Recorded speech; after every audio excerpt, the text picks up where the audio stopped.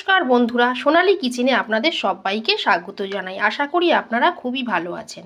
আজকে আমি ম্যাঙ্গো আইসক্রিমের রেসিপি আপনাদের সাথে শেয়ার করব, যেটা বাচ্চা থেকে বড় সবাই খুবই ভালোবাসে।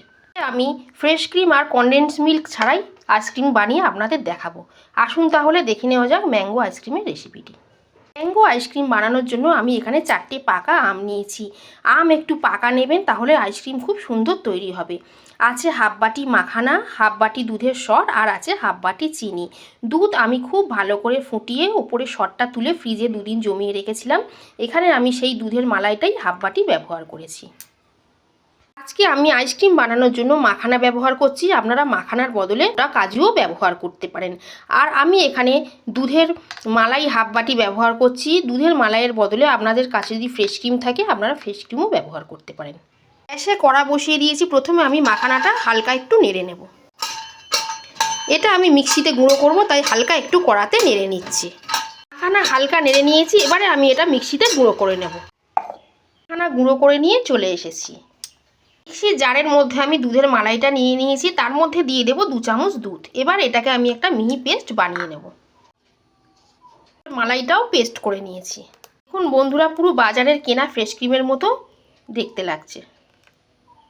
আমি আমুল গোল্ড দুধ দিয়ে আইসক্রিমটা বানাবো। দুধটা আমি একটা পাত্রে ঢেলে নিয়েছি। এবারে ওর মধ্যে দিয়ে দেব চিনি, 1 চামচ কর্নফ্লাওয়ার, আর দেব 4 চামচ গুঁড়ো দুধ। এবারে সব কিছু খুব ভালো করে মিশিয়ে নেব। গুঁড়ো দুধ ব্যবহার করলে আইসক্রিম খুব সুন্দর তৈরি হয়। সব কিছু খুব ভালো করে আমি মিশিয়ে নিয়েছি। গ্যাসে কড়া বসিয়ে দিয়েছি। এবারে দুধের মিশ্রণটা আমি কড়ার মধ্যে দিয়ে দেব।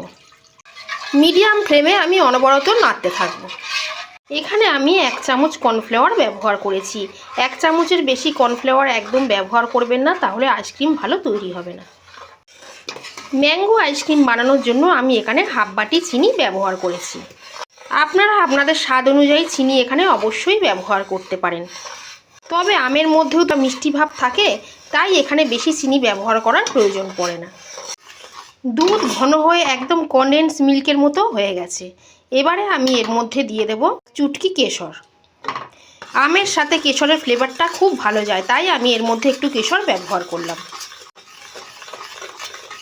এবারে গ্যাস বন্ধ করে দুধের এই মিশ্রণটা একটু ঠান্ডা করে নেব। ততক্ষণ আমি আমটা কেটে নেব।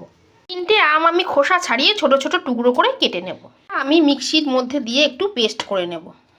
পেস্ট করা আমটা ছাঁকনির মধ্যে ছেঁকে নেব।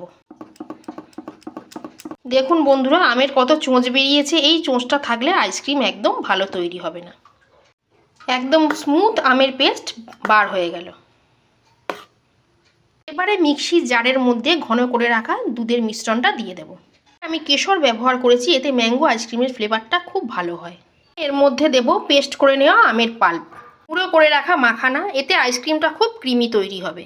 সবশেষে এর মধ্যে দেব দুধের মালাই। আর এটা ঢাকা দিয়ে আরও একবার মিক্সিতে পেস্ট করে নেব। সব কিছু আমি মিক্সিতে ভালো করে ঘুরিয়ে নিয়ে চলে এসেছি। এই কন্টেনারের মধ্যে আমি আইসক্রিম সেট করব, তার মধ্যে আমি ব্যাটারটা দিয়ে দিলাম। খেয়াল রাখবেন ব্যাটার যেন খুব বেশি ঘন না হয়ে যায়। খুব বেশি ঘন হয়ে গেলে অল্প একটু দুধ দিয়ে পাতলা করে নেবেন। দিয়ে দেব অল্প করে একটু আমের কুচি। খাবার সময় আমের কুচিগুলো মুখে পড়বে, আইসক্রিমটা খেতে খুব ভালো লাগবে। এটা অ্যালুমিনিয়াম ফয়েল দিয়ে ভালো করে কভার করে দেব। ভালো করে কভার করে দিলাম, যাতে এর মধ্যে আইস ক্রিস্টাল না জমে। এবার এটা ঢাকনা লাগিয়ে ফ্রিজারে 8 থেকে 10 ঘন্টা রাখবো, তারপর আপনাদের দেখাবো। বন্ধুরা, 10 ঘন্টা পর ফিরে এলাম। এবার আপনাদের ম্যাঙ্গো আইসক্রিমটা খুলে আমি দেখাবো।